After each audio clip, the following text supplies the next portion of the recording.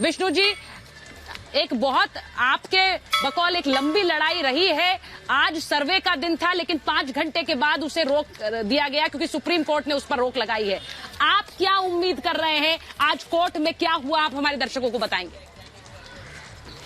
देखिए, मैं सबसे पहले ये बताना चाहता हूँ कि सारे लीगल प्रोविजंस का वायलेशन करते हुए और जो सेट लीगल प्रोसीजर्स है उसकी धज्जियां उड़ाते हुए आज ये हियरिंग हुई है।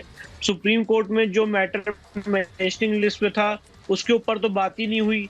डिस्ट्रिक्ट कोर्ट के ऑर्डर को डायरेक्टली सुप्रीम कोर्ट में चुनौती दी गई, जो लीगली पॉसिबल नहीं है। और सबसे महत्वपूर्ण बात यह है कि उनका तर्क ये था कि वो इलाहाबाद हाईकोर्ट नहीं जा पाए क्योंकि उनको ऑर्डर फ्राइडे को मिला 4:30 बजे। इलाहाबाद से बनारस की दूरी 100 किलोमीटर है, वो वहां नहीं जा पाए, पर मंडे को सुप्रीम कोर्ट आ गए सुबह 10:30 बजे। ये अपने आप में कितनी हास्यास्पद बात है। दूसरी सबसे इंपॉर्टेंट बात यह है कि सुप्रीम कोर्ट में उन्होंने गलत स्टेटमेंट दिया कि वहां पे खुदाई हो रही है। तुषार मेहता साहब जो सॉलिसिटर जनरल ऑफ इंडिया है, उन्होंने 11:15 बजे सुप्रीम कोर्ट को अप्राइज किया और इंस्ट्रक्शंस कि वहां पे कोई खुदाई नहीं हो रही है, सिर्फ और सिर्फ फोटोग्राफी और मेजरमेंट लिया जा रहा है। उसके बाद ये कहना कि हमें हाईकोर्ट जाने तक के लिए 2 दिन का स्टे लगा दीजिए, ये अपने आप में दर्शाता है कि वो सर्वे से भाग रहे हैं। अगर आप हाईकोर्ट जाने तक का टाइम मांग रहे थे तो आप इस फ्राइडे के बाद से 2 दिन के अंदर हाईकोर्ट जा सकते थे। आप सुप्रीम कोर्ट आए क्यों? तो मैं ये कहना चाहता हूं आपके चैनल के माध्यम से, इनकी पूरी मंशा सिर्फ और सिर्फ किसी भी तरह से सर्वे को डिरेल और डिले करने की थी।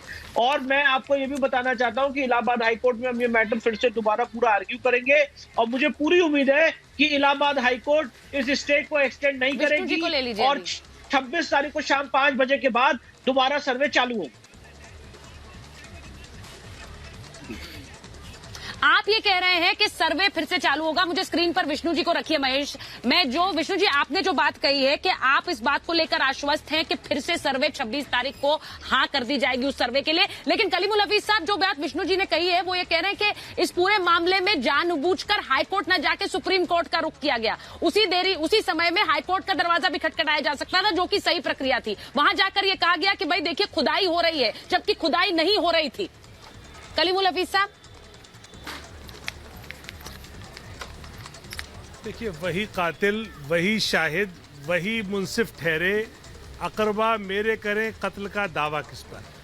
ये सब जो प्रक्रिया चल रही है, ये भारतीय जनता पार्टी विष्णु जी और कलीमुल जी को लीजिए स्क्रीन एक पर। तरह से एक ऐसा माहौल बना रहे हैं कि जब पहले वुजू खाने की सर्वे पे डिस्ट्रिक्ट कोर्ट का जब जजमेंट आया, उसके बाद उसको हाई कोर्ट ने भी वैलिड रखा, उसके बाद सुप्रीम कोर्ट ने उसको स्टे किया। उसके बाद फिर ये दूसरा पक्ष वाया भटिंडा होते हुए उस बात को फिर दोबारा से उन्होंने कहा सिर्फ उस एरिया का नहीं करेंगे, हम दूसरे एरिया का कर लेंगे। तो सवाल ये है, जब उस एरिया का भी सुप्रीम कोर्ट का एक डिसीजन आ चुका है वुजू खाने के लिए, तो उसका भी वही आएगा। लेकिन सिर्फ हरास करने के लिए इस मुद्दे को, इस भारतीय जनता पार्टी की जो नाकामी है, खासतौर से जो इसकी बदनामी मणिपुर में हो रही है, उससे ध्यान भटकाने के लिए एक नया दोबारा से शगुफा शुरू कर दिया गया। ये पूरी वही एक्सरसाइज है। मुझे उम्मीद है कि चाहे हाई कोर्ट से भी हमें रिलीफ मिलेगा, नहीं मिलेगा तो फिर सुप्रीम कोर्ट से मिलेगा।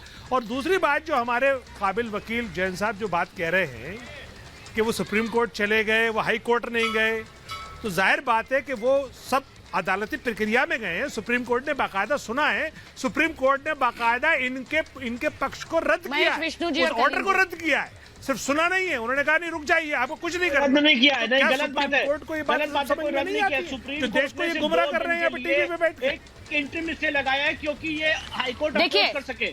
सुप्रीम कोर्ट ने डिस्ट्रिक्ट कोर्ट के ऑर्डर को रद्द नहीं किया है। Absolutely sir,